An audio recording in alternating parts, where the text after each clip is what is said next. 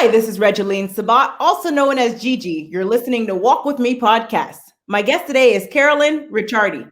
Carolin is the CEO and founder at Kardia Real Estate. Welcome to the show, Carolin. Hi, Gigi. Thank you so much for having me. You're welcome. It's an honor to have you here today. Now, why don't you start off by telling us a little bit more about you and where you are from? Yeah, wonderful. Thank you so much. I am a mother of four. I am located in Calgary, Alberta, Canada. I like to call this my home base because this is where my kids go to school. But typically, I'm traveling around to the U.S. or to Mexico where I do some of my projects. But I like I said, I have four kids. They keep me very entertained when I'm at home or in Calgary. I have my partner who lives with me, who's a huge support in my life, he not only supports me in personally, but in my business as well, which I'm really grateful for to have that. And as you mentioned, I'm the owner of a company called Kardia Real Estate. And we're actually just in the process of doing some rebranding, but to Kardia Communities, because really what we do is we impact communities through real estate investing around the world and at different levels. So it's really, really a whole gamut of things that we do. So we wanted to make it a little more broad. And that's my main focus. I also teach people how to do creative real estate investing, and so I have a company called Creative Real Estate Academy, and really my vision and mission with that is just to empower people with education on how they can also get into real estate investing. I don't know if you want me to go into my background on what I was doing before this, or you wanted to move into that on some of your next questions. Yes, ma'am. Tell us more about what inspired you to obtain a degree in social work. Sure. Yeah, that's a great question. So I think just to give a little bit more background, my family actually immigrated to Canada when I was 4 years old. We're originally from Chile in South America. And we moved to Canada because at the time there was a political coup in Chile, and one of my mom's sister was living in Canada and they sponsored us. So when we came here, I spoke absolutely no English. Neither did my parents. My dad spoke a little bit more, but they came like a lot of new immigrants, especially without speaking the language, getting involved in just whatever jobs they could find. But so growing up, I had a lot of exposure to this challenges that came with being a new immigrant to a country. But on top of that, one of the biggest impacts of my life that I had was when I was 12 years old. My mom passed away in a car accident. And at the time, I was the second oldest of six siblings. My youngest sister was only a year old. So as the oldest daughter in the group, I really took on that maternal role and the role to help care for and raise my siblings. And of course, that experience for me, like, really put me at that forefront of wanting to care for others and be very nurturing and always wanting to help as much as I could.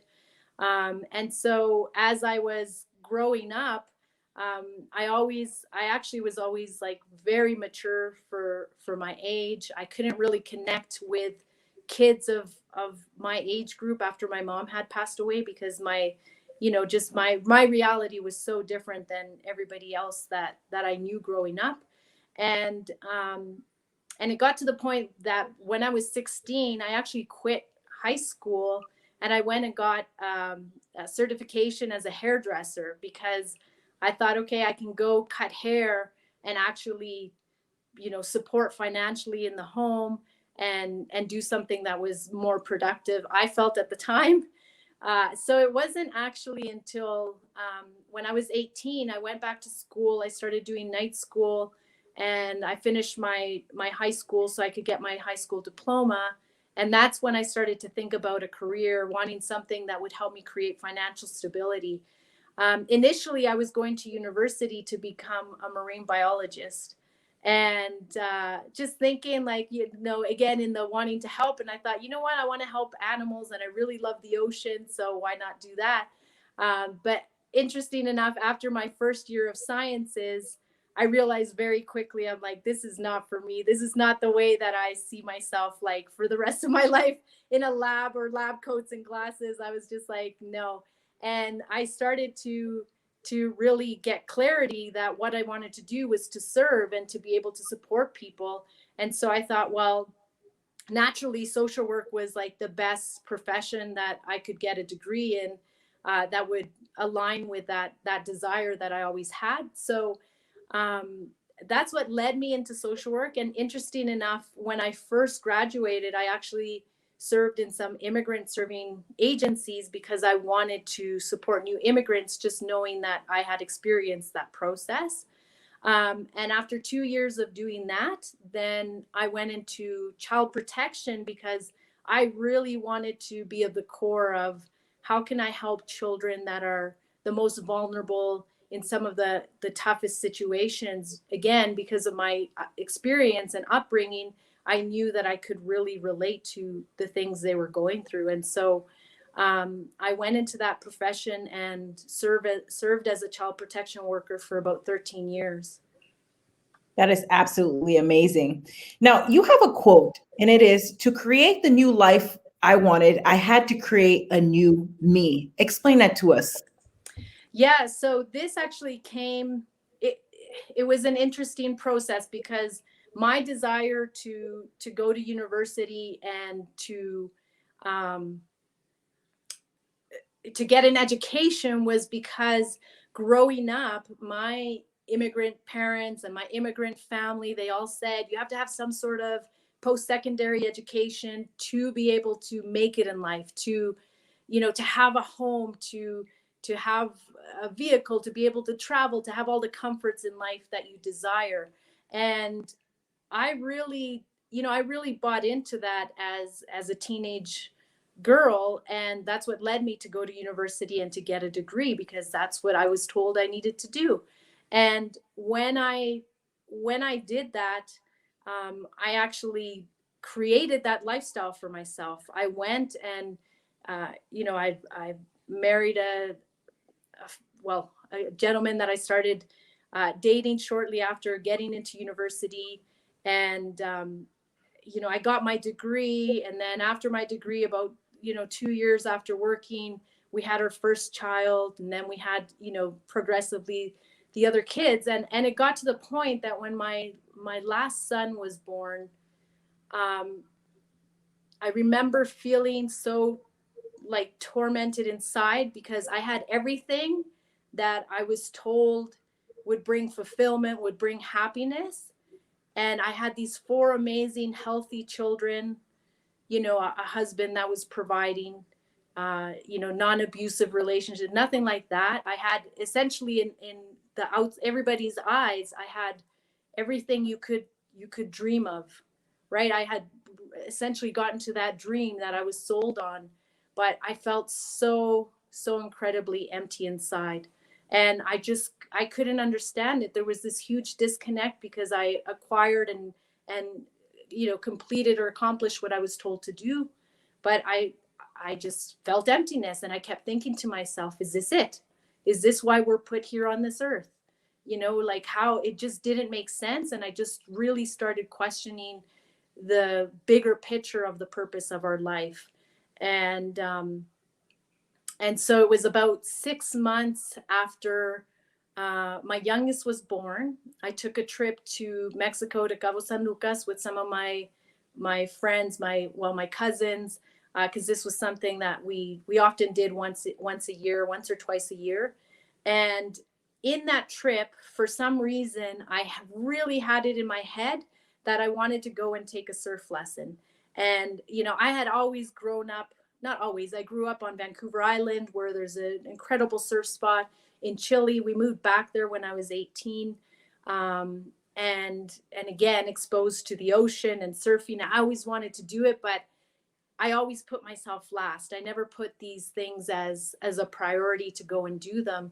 And so anyways, on this trip, it came to me that I have to take this surf lesson. And I was really determined. Nobody else in the group wanted to take it. I was the only one that signed up.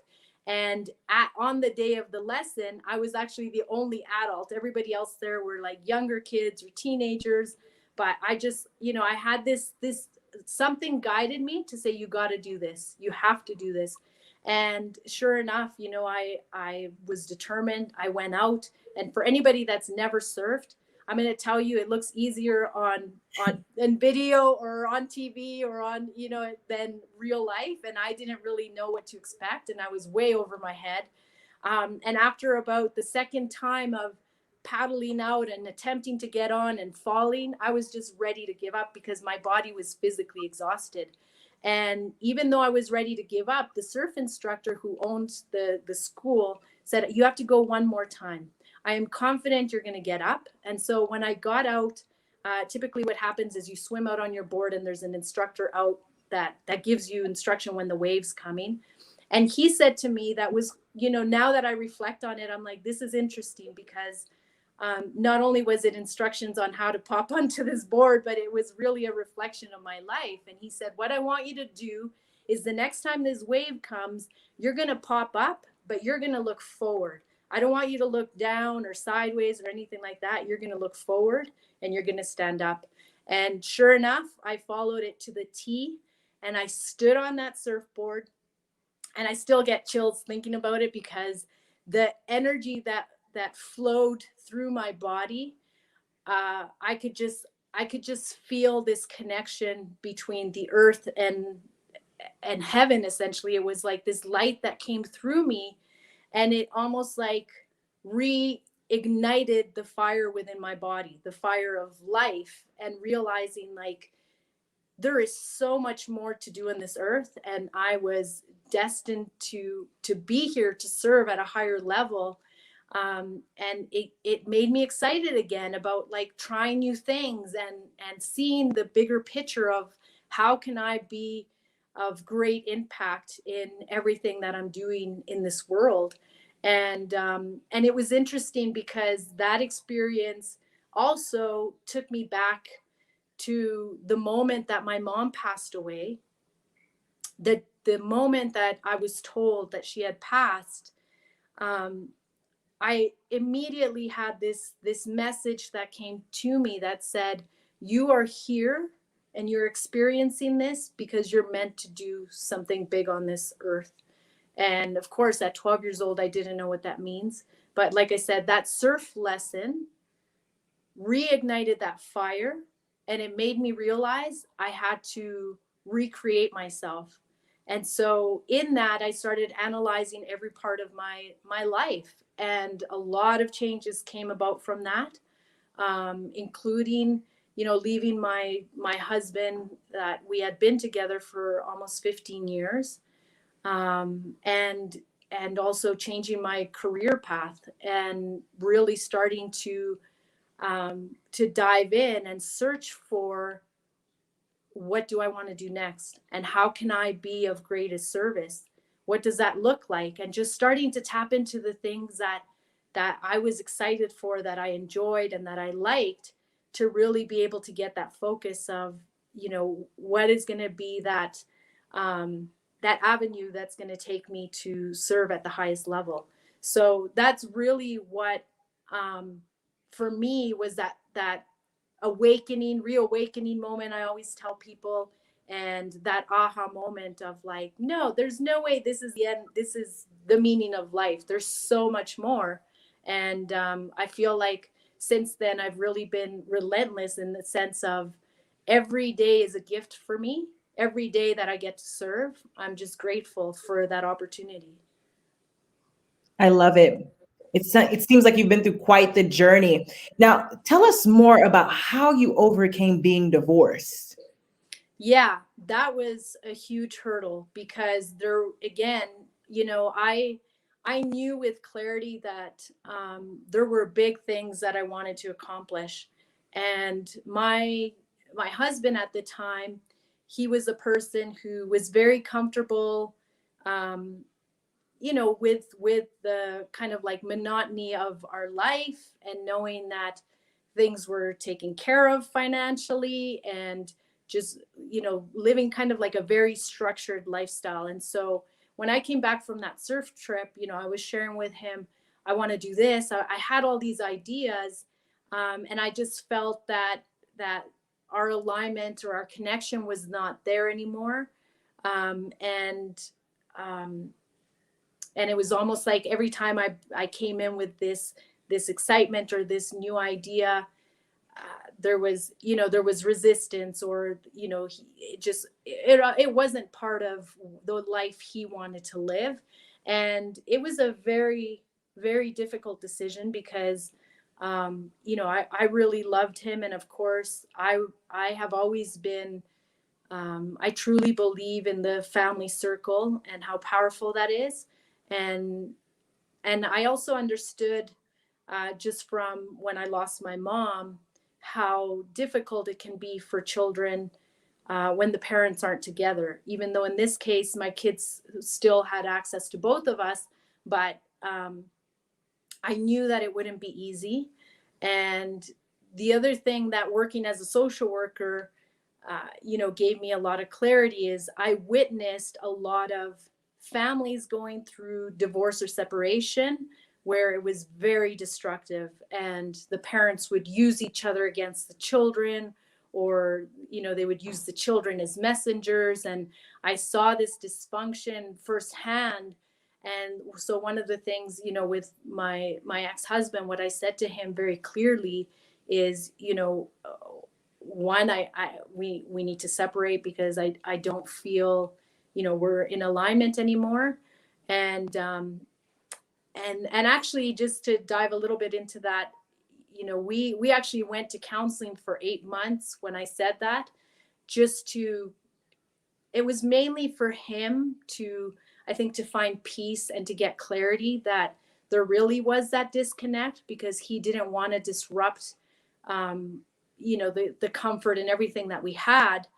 But that period and being able to go together, to a counselor, just mainly gave him clarity that this was the best thing for both of us, and to be honoring that, he needed to be with someone who fully loved him and was willing to go in that path with him. And I was deserving of that as well. And so, so it was, it was very challenging. I remember the day after a therapist session that we both at the session said, I think the best thing for us is to separate.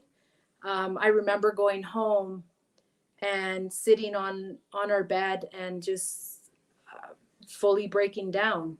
And, and he was there, and I just said, it makes me very sad, because I never wanted to disrupt our family circle and our family life. But I knew that this was what I had clarity on, that I needed to do this.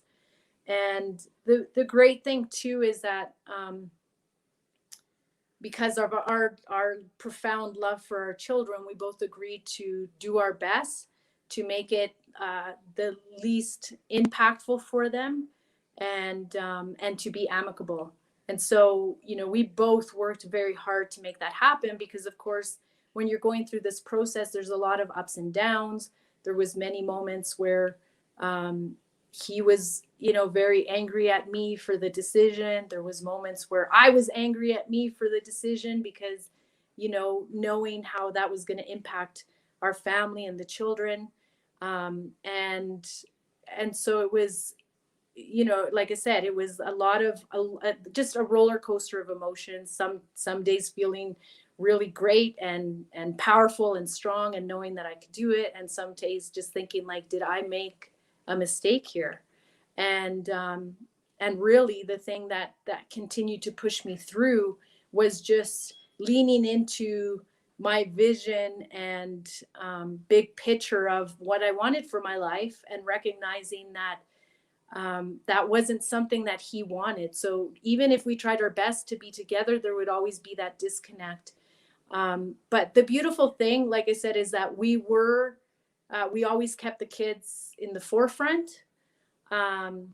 So even the transition for me to, because I'm the one that ended up leaving the family home, but we did it in a way where, excuse me, it was very, it was something we did over time. So I didn't just leave immediately. I was still there. I just slept in one of the other bedrooms because at the time, my youngest was about a year and a half old. So he was very young. And so I was still in the home. I lived in the home that way for, I would say, about a year until I finally moved out and got my own home, and then we started doing 50-50 custody share with the kids. But to this day, I really, really thank God, because we're very amicable. We parent very well. Even being separated. And that's the thing that, for me, I knew that there was a better way to do it, even though I had seen all these other examples of people breaking down and what could happen going down that road. But I was just very determined, and I set that as a foundation with my ex, that needed to be the main focus. And even now, my kids are my youngest is 8 years old. I have a boy. So I have my youngest is 8. And then I have a 10-year-old, and then I have 2 girls that are 15 and 16. And and I think that it has, for them, just really created, that realization that we are very different, their dad and I, but they have this opportunity to kind of see these two worlds and now be able to form their own version of how they would like to live their life. And if anything, my desire is that through the decisions I've made, they're able to see that at the end of the day, you need to do what your heart or your soul is calling you to do on this earth, and make decisions around that. Very inspiring. Now, what is your best advice to the audience for walking with purpose and living a life of happiness? I just, I love that question, because at the end of the day, it's like being truly authentic with yourself and loving yourself and discovering who are you, what things ignite you, what are you passionate for, and really tapping into,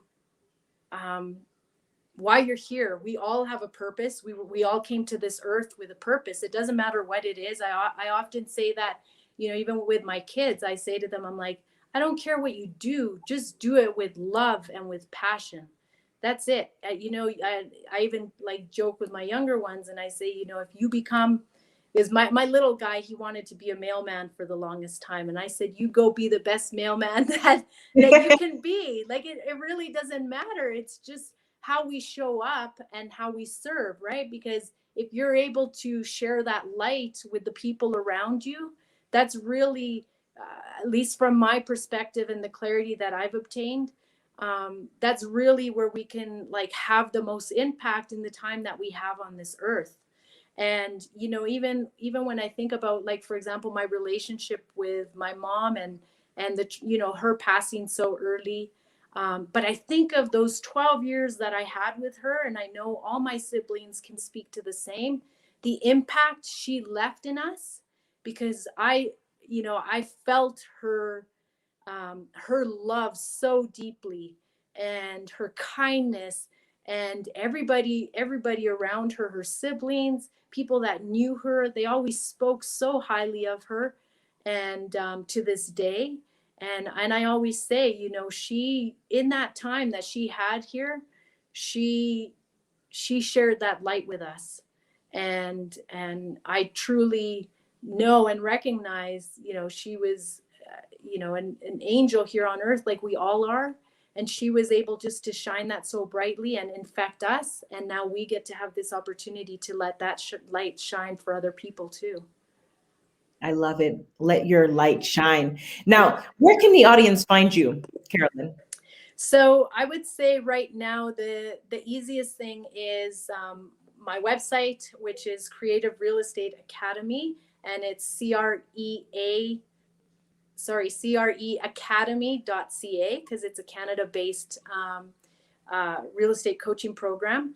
But I also have a lot of students in the US, or the other place that's great to connect is through Instagram or Facebook. If you send me a direct message, then I always love to meet new people and connect and see if there's anything I can do to be of service in their journey and what they're here to do on this earth as well.